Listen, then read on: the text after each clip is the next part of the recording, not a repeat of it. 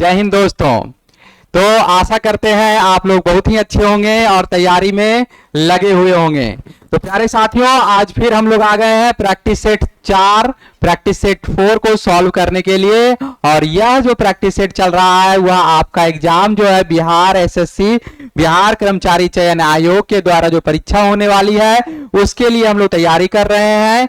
और ज्यादा से ज्यादा इंपॉर्टेंट क्वेश्चन जो भी है उसको हम लोग क्या कर रहे हैं, इस जीके सीरीज में, जीके जीएस के सीरीज में डिस्कस करते हैं। तो चलिए आज हम लोग बिना समय व्यतीत किए हुए क्या करते हैं, प्रैक्टिस सेट 4 स्टार्ट कर रहे हैं। और यह जो सीरीज है, ये जो सीरीज चल रहा है उसमें क्या है कि आपके साथ क्या है, हम लोग जो भी क्वेश्चन सॉल्व करा रहे हैं वो हाईली इंपॉर्टेंट क्वेश्चन है और ज्यादा चांसेस है इस तरह के क्वेश्चन आपको क्या होगा, परीक्षा में देखने को मिल सकते हैं। तो चलिए पहला क्वेश्चन के साथ स्टार्ट करते हैं। आज का पहला क्वेश्चन हम लोग देखते हैं और पहला क्वेश्चन है, भारत के इनमें से किस बंदरगाह का नाम बदल करके दीनदयाल उपाध्याय बंदरगाह रखा गया है?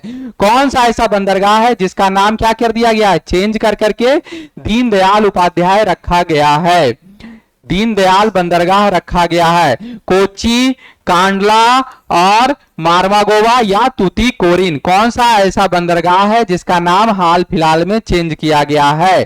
तो सबसे पहले देखते हैं कि 2017 में चेंज किया गया है किसके अधिनियम? तो एक बंदरगाह का जो रूल होता है, क्या होता है, बंदरगाह का जो रूल होता है, बंदरगाह भारतीय बंदरगाह अधिनियम 1908, भारतीय बंदरगाह अधिनियम 1908 के अंतर्गत 2017 में क्या है कि इसका नाम बदल दिया गया, दीनदयाल बंदरगाह रखा गया है।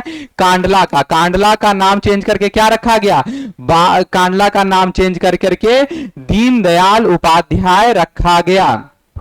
ठीक है।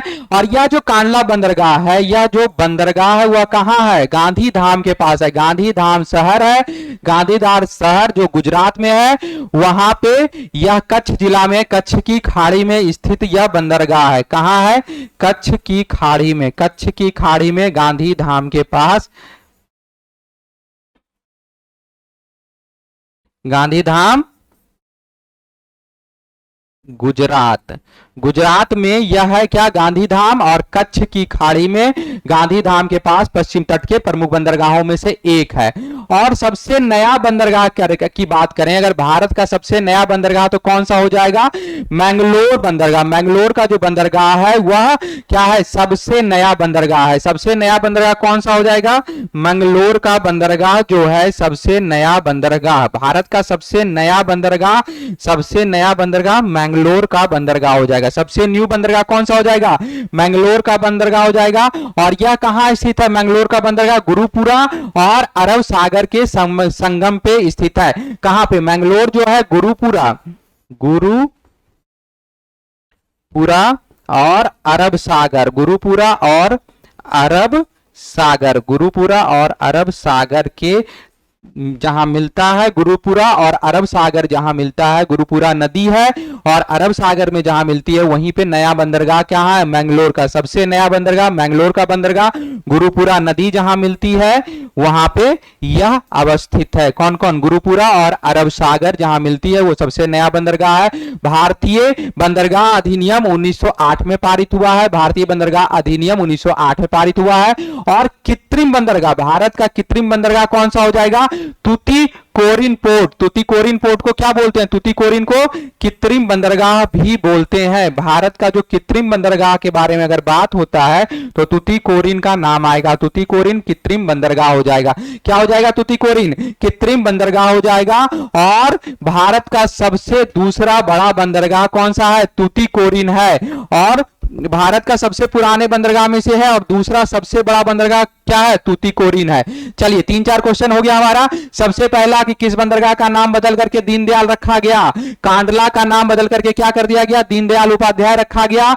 और यह क्या किसके एक्ट के अधिनियम 1908 में भारतीय बंदरगाह अधिनियम जो है।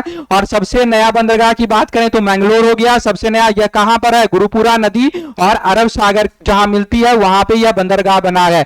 और कांडला कहां है, गुजरात के कच्छ में गांधीधाम के पास स्थित है, गुजरात के गांधीधाम में कच्छ के पास स्थित है बंदरगाह। चलिए ये अगला क्वेश्चन की ओर बढ़ते हैं।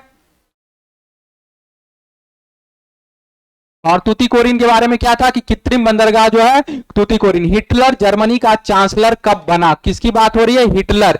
हिटलर जर्मनी का चांसलर कब बना? 1930 में, 1936 में, 1929 में और 1933 में। तो हिटलर जर्मनी का चांसलर कब बना? तो इसको जो है जर्मन का राष्ट्रपति जो थे, जर्मन कहां, हिटलर कहां से संबंधित है?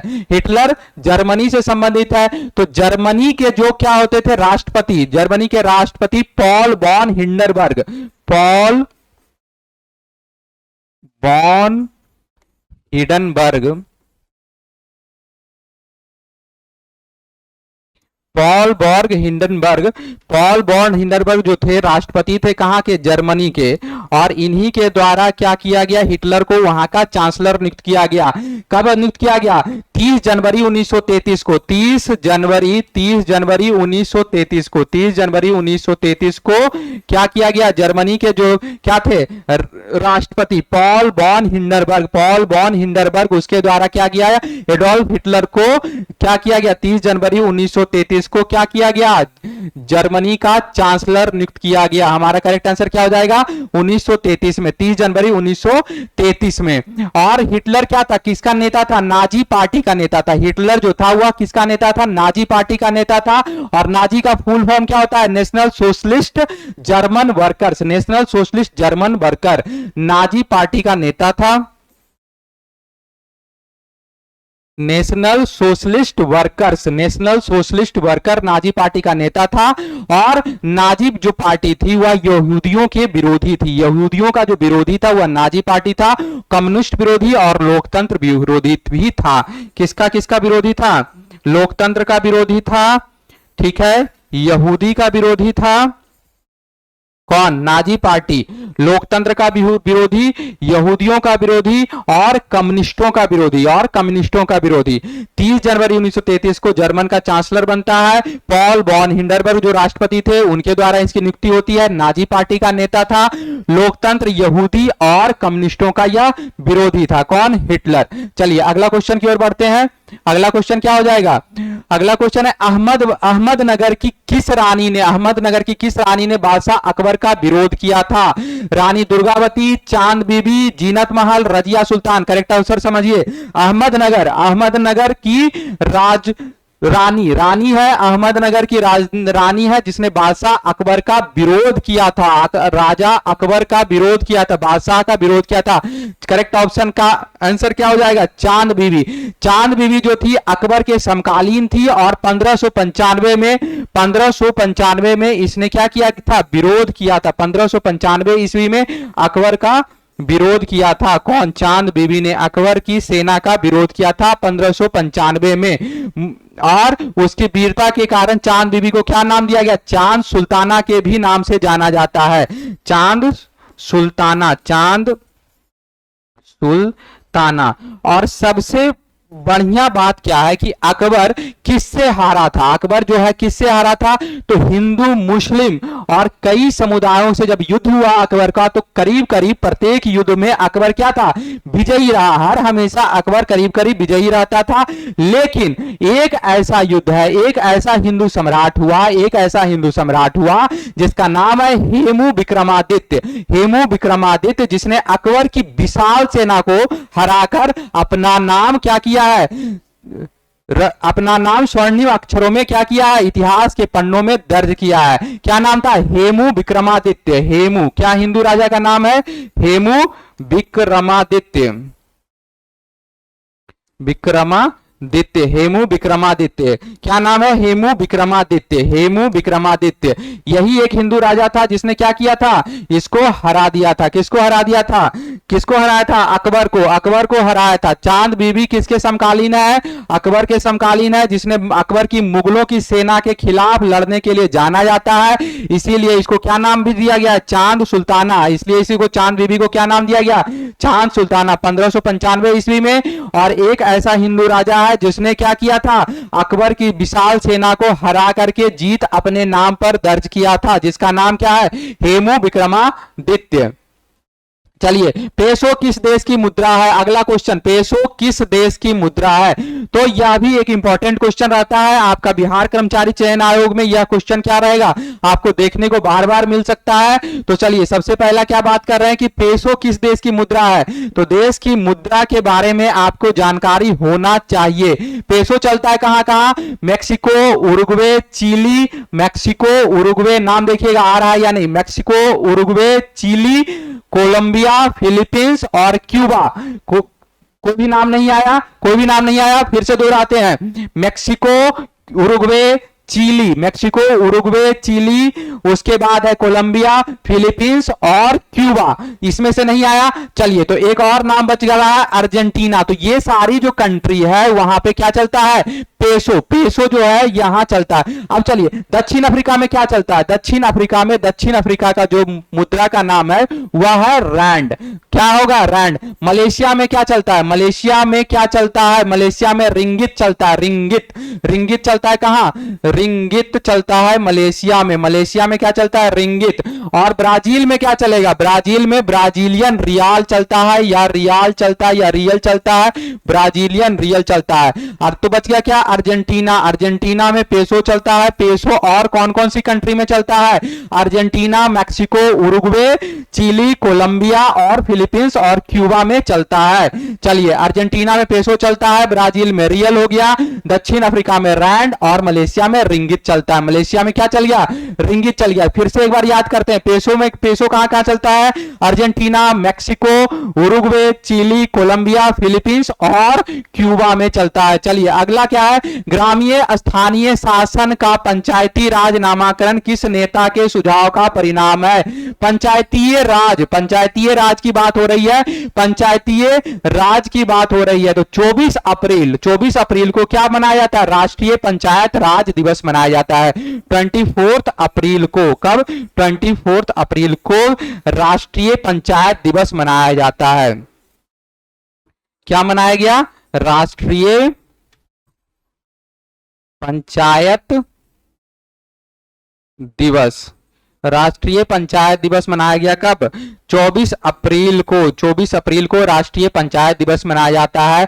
और भारत में जो पंचायत राज अधिनियम बना हुआ लागू, वह संविधान संशोधन के 73वें संशोधन, 73 संशोधन, 73वां संशोधन जब हुआ था, उसी के साथ ही इंप्लीमेंट किया गया था कि त्रिस्तरीय व्यवस्था होगी। पहला ग्राम स्तरीय पंचायत, फिर क्या है? प्रखंड स्तरीय पंचायत और जिला स्तरीय पंचायत। पहला कौन सा? कि ग्राम लेवल पे रहेगा, दूसरा है प्रखंड स्तर पे रहेगा, और तीसरा हमारा हो गया जो कहां होगा? जिला स्तर पे रहेगा। तीसरा क्या हो गया? जिला स्तर पे हो गया। ग्राम लेवल पे रहेगा, ग्रामीण लेवल पे रहेगा, प्रखंड लेवल पे रहेगा, और उसके बाद फिर क्या रहेगा? जिला लेवल पर रहेगा। तो क्या हो गया? कौन से संशोधन में? 73वें संशोधन में 1922 को 24 अप्रैल 1993 से लागू किया गया है। ठीक है, संशोधन क्या हुआ? 1992 को क्या किया गया है? स्टार्ट किया गया। जो संविधान संशोधन, 73वां संविधान संशोधन क्या है? 1992 में, और इसको इंप्लीमेंट किया गया है 24 अप्रैल 1993 को। 24 अप्रैल 1993 से इंप्लीमेंट किया गया है। 24 अप्रैल 1993 से पंचायती राज व्यवस्था 3 लेवल पर, ग्रामीण पंचायती, प्रखंड, और फिर तीसरा क्या है? जिला लेवल, जिला स्तरीय पंचायत का व्यवस्था किया गया। पहला देश, पहला जो जगह है जहां पंचायती राज, पहला राज्य क्या है? राजस्थान, जहां पंचायती राज का इंप्लीमेंट किया गया। और इस योजना का शुभारंभ किसके द्वारा किया गया? जवाहरलाल नेहरू के द्वारा किया गया था। जवाहरलाल नेहरू के द्वारा 2 अक्टूबर 1949 में, 2 अक्टूबर 1949 में, 2 अक्टूबर 1949 में पंडित जवाहरलाल नेहरू के नेतृत्व में क्या किया गया? पहला राज्य क्या हो गया? राजस्थान, पहला राज्य राजस्थान। और 2 अक्टूबर 1959 में उसके बाद फिर क्या किया? देश का पहला राज्य, राजस्थान देश का पहला राज्य है जहां पे पंचायती राज व्यवस्था को लागू किया गया था। लेकिन शुभारंभ जो हुआ था वह आंध्र प्रदेश में हुआ था। आंध्र प्रदेश में, आंध्र प्रदेश में। चलिए फिर से देखते हैं, फिर से क्या देखते हैं। 24 अप्रैल 1993 को पंचायती राज व्यवस्था का इंप्लीमेंटेशन किया गया, 73वें संशोधन के द्वारा लागू किया गया, 3 स्तर पर, ग्रामीण लेवल पर, प्रखंड लेवल पर और जिला लेवल पर। उसके बाद क्या है कि 24 अप्रैल को राष्ट्रीय पंचायत दिवस मनाया जाता है, 24 अप्रैल को राष्ट्रीय पंचायत दिवस मनाया जाता है। लेकिन 2 अक्टूबर 1959 में, 2 अक्टूबर 1959 में प्रधानमंत्री जो थे वह क्या किए, नागौर जिला में, नागौर जिला में 2 अक्टूबर 1959 में, आंध्र प्रदेश के कौन से जिले में, नागौर जिले में, नागौर जिले में क्या किया था, इसका शुभारंभ किया था। तो इसलिए किसका नाम आ गया, जवाहरलाल नेहरू का। ग्रामीण स्थानीय शासन का पंचायती राज नामांकन किस भारतीय नेता के सुझाव का परिणाम है, तो जवाहरलाल नेहरू करेक्ट आंसर हो जाएगा। 3 स्तरीय व्यवस्था का लागू किया गया, ग्रामीण स्तरीय, प्रखंड स्तरीय, जिला स्तरीय। 24 अप्रैल 1993 को इंप्लीमेंट किया गया, 24 अप्रैल 1993 को। कौन सा संशोधन, 73वां संशोधन, 73वां संशोधन। कौन सा संशोधन की बात हो रही, तो 73 में संशोधन के, 73वें संशोधन के इसको इंप्लीमेंट किया गया था। और नागौर जिला में, आंध्र प्रदेश के नागौर जिला में। प्रधानमंत्री ग्रामीण डिजिटल साक्षरता अभियान कब शुरू किया गया, केंद्र सरकार जो है, केंद्र सरकार क्या की है, ग्रामीण डिजिटल व्यवस्था, डिजिटल आधार की व्यवस्था की है। चलिए, प्रधानमंत्री ग्रामीण डिजिटल साक्षरता अभियान की शुरुआत कब की गई, कब की गई, 2017, बताइएगा, 2017, 2017, 2019, 2018 या 2020। तो क्या है, ग्रामीण डिजिटल साक्षरता अभियान 2 तरह का अभियान है। एक तो है कि साक्षरता अभियान, और इस बार है क्या, ग्रामीण डिजिटल साक्षरता अभियान। 2 वर्ड आता है, ग्रामीण साक्षरता मिशन और दूसरा है कि डिजिटल साक्षरता मिशन। तो राष्ट्रीय साक्षरता मिशन की शुरुआत, राष्ट्रीय साक्षरता मिशन की शुरुआत 1988 में किया गया, जिसमें 15 से 35 आयु के सभी निरक्षर वर्गों को क्या करना था, साक्षर करने का प्रयास करना था, साक्षर करने का उद्देश्य किया गया था। 1988 में 15 वर्ष से लेकर के 15 वर्ष से 35 वर्ष के आयु के लोगों को, कहां के से कहां तक के, 15 से 35 वर्ष के आयु को साक्षर बनाने का काम किया गया। 1988 में राष्ट्रीय क्या लागू किया गया, राष्ट्रीय साक्षरता मिशन। क्या लागू किया गया, राष्ट्रीय साक्षरता मिशन। कब लागू किया गया राष्ट्रीय साक्षरता मिशन, तो राष्ट्रीय साक्षरता मिशन 1988 को लागू किया गया। 15 से 35 साल के जितने भी लोग थे उनको क्या करना था, साक्षर करना था। इस बार जो है वह है ग्रामीण डिजिटल साक्षरता अभियान, यानी ग्रामीण डिजिटल साक्षरता अभियान जो शुरू किया गया, वह जो शुरू किया गया है वह कब किया गया है, और जो है इसका जो घोषणा किया गया, ग्रामीणों को डिजिटल साक्षर बनाने का घोषणा किया गया है साक्षरता अभियान से। पीएमजी दिशा, पीएमजी दिशा, पीएमजी दिशा 23, पीएमजी दिशा 23 के हिसाब से क्या किया गया है, इसमें अभियान को लागू किया गया है, डिजिटल साक्षरता अभियान की शुरुआत। तो यहां पे हम लोग क्या करते हैं, इसको ऑप्शन क्या रख देते हैं, 2023 में। 2023 में पीएमजी, पीएमजी डिजिटल साक्षरता, पीएमजी दिशा, पीएमजी दिशा 23, पीएमजी दिशा 23 यानी 2023 में से शुरुआत किया गया, प्रधानमंत्री ग्रामीण डिजिटल साक्षरता योजना की शुरुआत की गई। चलिए अगला क्वेश्चन देखते हैं। अगला है, निम्नलिखित नदियों में से किसका उद्गम भारत में नहीं है, भारत में ओरिजिन नहीं है, सतलज, सतलज, चिनाब, रावी या ब्यास। कौन सी ऐसी नदी है जिसका क्या है, उद्गम भारत में नहीं है, भारत में उद्गम नहीं है। कौन सा ऐसा नदी है जिसका उद्गम भारत में नहीं है, सतलज, चिनाब, रावी या ब्यास। क्या हो जाएगा, सतलज, चिनाब, रावी या ब्यास। सतलज कहां से निकलती है, सबसे पहले समझिएगा सतलज कहां से निकलता है। तो सतलज निकलता है दक्षिण पश्चिम तिब्बत से, तिब्बत से निकलता है, और इसका उद्गम स्थल मानसरोवर के निकट राक्षस ताल है। सतलज का है राक्षस ताल, और यह कहां से, मानसरोवर के पास से निकल रही है। कहां से निकल रही है, मानसरोवर, मानसरोवर से यानी तिब्बत के पास से निकल रही है। चलिए, सतलज कहां से निकल गया? रासत-ताल, मानसरोवर, तिब्बत। करेक्ट आंसर मिल गया, सतलज का करेक्ट आंसर हो गया। अब चलिए देखते हैं कि कौन सी नदी है जो भारत से निकलती है और भारत में ही विलीन हो जाती है। उद्गम भारत में है और भारत में ही विलीन हो जाती है, तो इसका करेक्ट आंसर हो जाएगा चंबल। चंबल एक ऐसा नदी है जो क्या है कि भारत में निकलती है, यमुना की सहायक नदी है और भारत में ही विलीन हो जाती है। भारत में ही निकला और भारत में ही विलीन हो गया, यह हो गया क्या? चंबल यमुना नदी का। ठीक है, चंबल यमुना नदी का हो गया। आगे देखते हैं कि जो है यह कहां से? महू पर्वत से निकलती है। कौन सा? चंबल जो है महू पर्वत से निकली। कहां से निकली? महू पर्वत से निकलती है।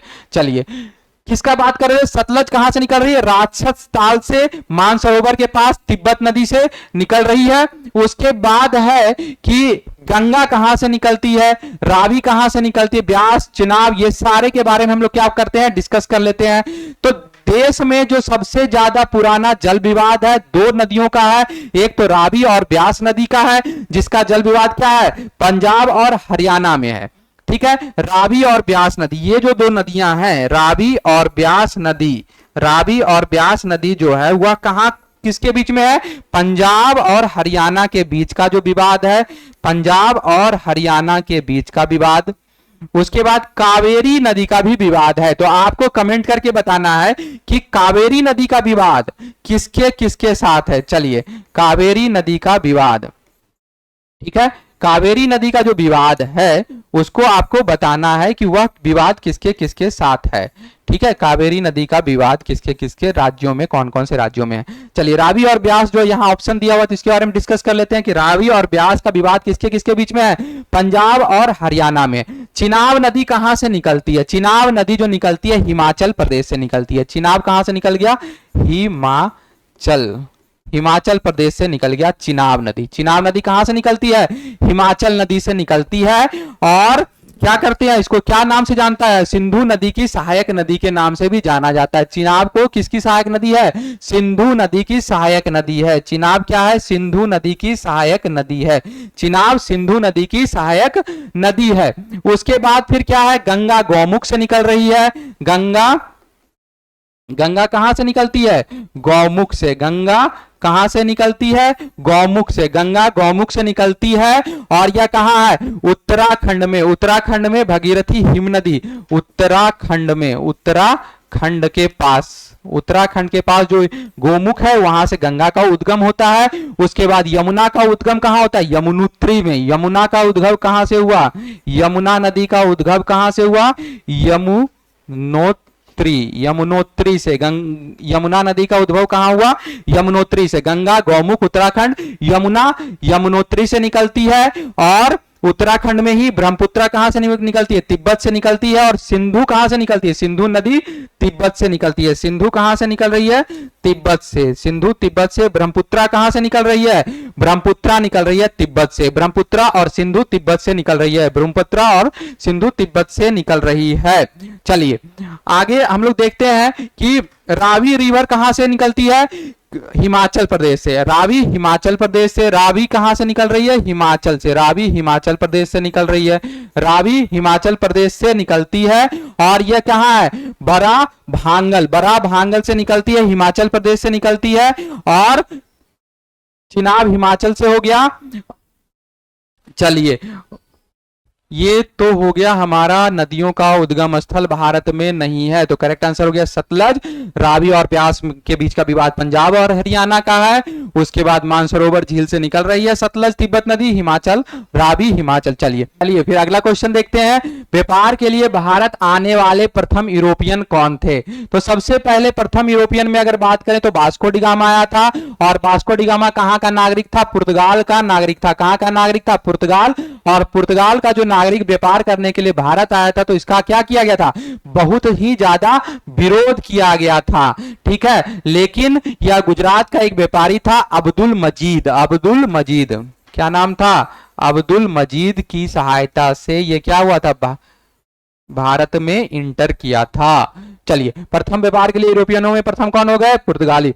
चलिए आगे देखते हैं। नदियों के लिए अंतर्राष्ट्रीय कार्य दिवस कब मनाया जाता है? 14 मार्च को मनाया जाता है। 10 मार्च, 29 मार्च, कौन से मार्च को मनाया जाता है? 4 मार्च, 10 मार्च, 14 मार्च को मनाया जाता है। 14 मार्च को इसलिए मनाया जाता है world international day of action for river, world action day for reverse, international day of action for reverse, राष्ट्रीय संरक्षण योजना।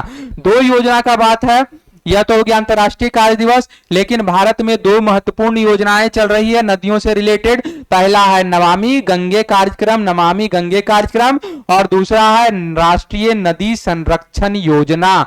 राष्ट्रीय क्या योजना? राष्ट्रीय नदी संरक्षण योजना। और दूसरा क्या है? नमामि गंगे। दूसरा है क्या?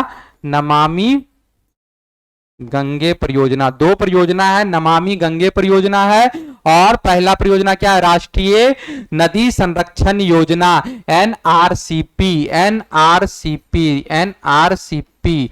ठीक है, पहला है राष्ट्रीय नदी संरक्षण योजना, दूसरा है नमामि गंगे। नमामि गंगे का उद्देश्य क्या किया गया? वर्ष 2008 में गंगा को भारत का राष्ट्रीय नदी घोषित किया गया है। 2008 में, कब? 2008 में गंगा को भारतीय राष्ट्रीय नदी घोषित किया गया। गंगा को भारतीय राष्ट्रीय नदी घोषित किया गया है, गंगा को। ठीक है, राष्ट्रीय नदी घोषित किया गया है गंगा को। और नमामि गंगे कार्यक्रम जो है 2014 में अनुमोदित किया गया था गंगा को प्रदूषण मुक्त बनाने के लिए। नमामि गंगे 2014 में क्या किया गया है? लागू किया गया है गंगा को मुक्त कराने के लिए। और राष्ट्रीय नदी संरक्षण योजना ऐसा है जो कि गंगा बेसिन को छोड़ करके देश में जितनी भी नदियां हैं उसको क्या करना है? संरक्षित करना है, पॉल्यूशन फ्री बनाना है, उसका क्या करना है? जीर्णोद्धार करना है। तो इसके लिए जो तकनीकी सहायता प्रदान कर की जाती है उसके लिए क्या हो गया? राष्ट्रीय नदी संरक्षण योजना, और दूसरा है नमामि गंगे परियोजना। चलिए, और मराठी पाक्षिक बहिष्कृत भारत किसने आरंभ किया था? बहिष्कृत भारत का आरंभ किसने किया था? Bal Gangadhar Tilak, D Savarkar, D doctor B R Ambedkar और गोपाल कृष्ण गोखले। किसने किया था?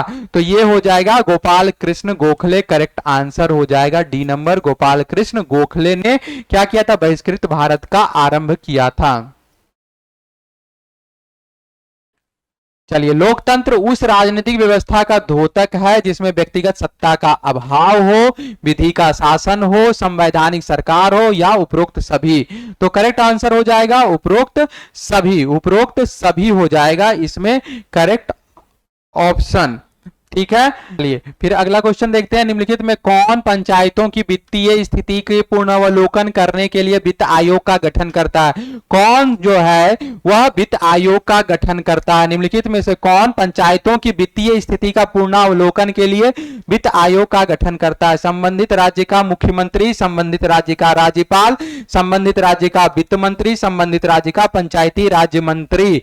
चलिए, तो इसका करेक्ट ऑप्शन क्या हो जाएगा कि भारत का जो संविधान है उसके अनुच्छेद नंबर 243 में, अनुच्छेद 243 में क्या किया गया है? इसकी अनुशंसा की गई है।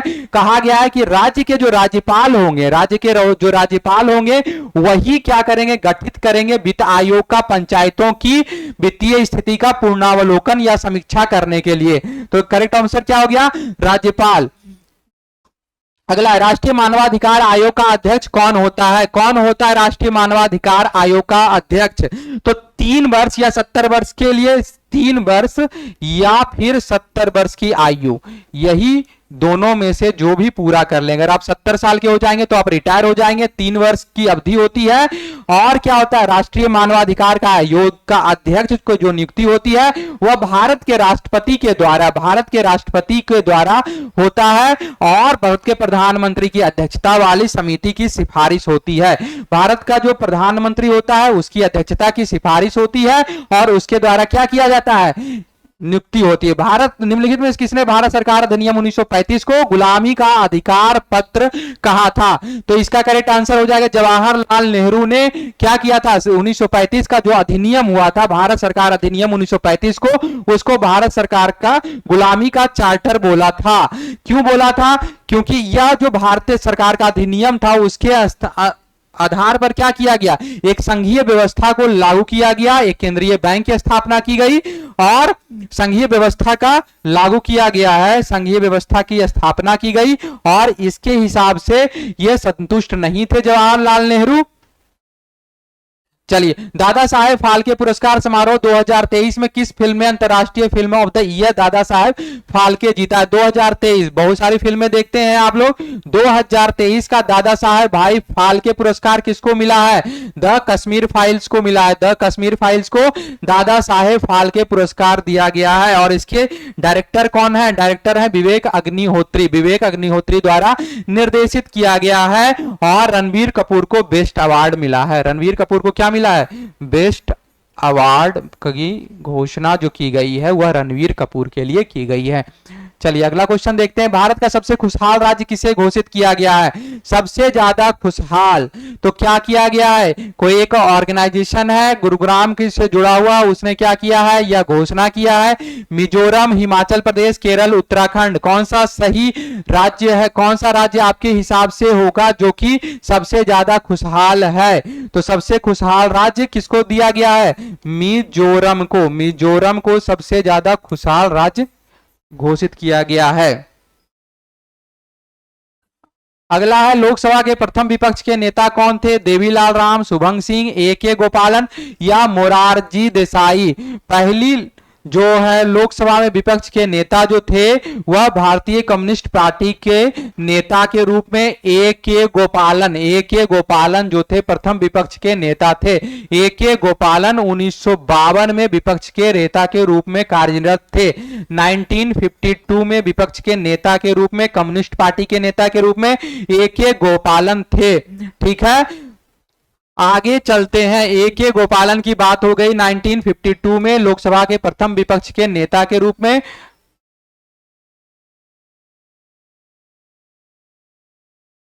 आगे देखते हैं। भारत का सबसे छात्र संचालित महोत्सव सारंग 2023 कहां आयोजित किया गया?